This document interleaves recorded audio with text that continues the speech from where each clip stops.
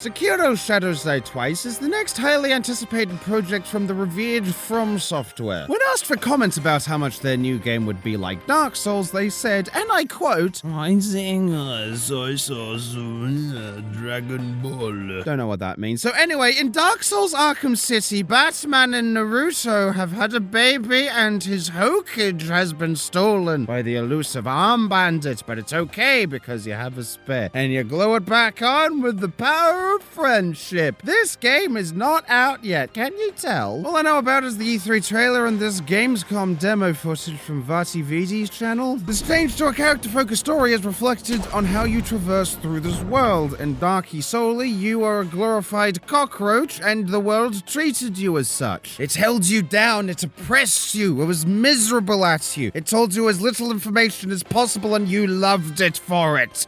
You weird cunt. However, it's not about the world anymore, nor are you role-playing as your Sonic OC with heterochromia and ambivalence towards the plight of good and evil. You are Boruto, and he knows it as he gaily swings throughout the world jealous that it's no longer in the spotlight. But Boruto doesn't care. He's too busy doing sick kickflips and setting fire to monks. Speaking of revolutionary actions, I'm glad the developers are experimenting and tweaking with supposed fundamentals of the genre of their own creation. The death system, for example, again reflects a shift of focus from the world to the character. You don't just die and then are forced to trek back through the level and become acquainted and accepting of it through sheer Stockholm syndrome. Now the focus is squarely on your relationship between you and the cunt that keeps fucking you about. So to quote the ancient Roman philosophers Chumbawamba, you get knocked down, you get back up again, ain't never gonna keep you oh shit. It also appears that the parrying system has brought more to the forefront, which is interesting. Parrying has always felt less like an ingrained feature and more like an advanced technique for enlightened psychotics. Kind of like Arkham City again, actually. Also, all of the playstyles, melee, magic, pyromancy, and coward have always felt kind of segregated at best and ignorable feature at worst. Sekiro is hypothetically fixing this problem by just shoving it all in your fucking arm, dickhead! Just get it in there! I hope this doesn't become just like Bayonetta or the best Metal Gear game where you have a bunch of supplementary abilities, but Slicey Dicey has always been there for me. I could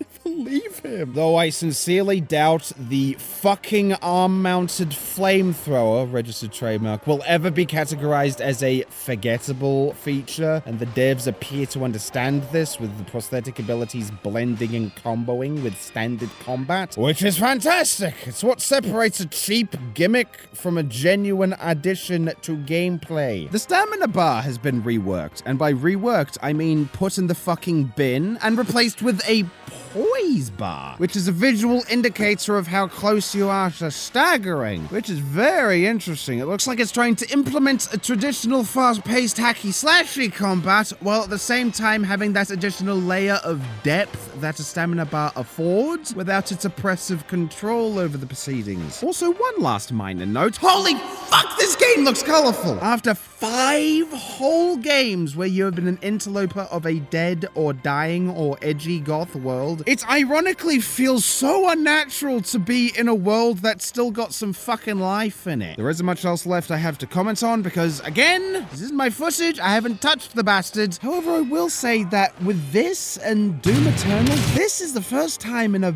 very long time that I felt genuine, unconditional excitement instead of bitter skepticism for upcoming games. I know there's other shit coming, but this is just what's laser focused for my personal interests. I know I'm not the only person that feels this way. There are so many promising titles that appeal to so many different kinds of people that are just over the hill that it's hard to not feel like shit's actually getting better. It's a weird concept, I know, but maybe all of this yelling and screaming and swearing and being kind of a dick, maybe it's actually had a positive effect on the world. Which means I was right. Bitching does make the world go round. Smoke my ass!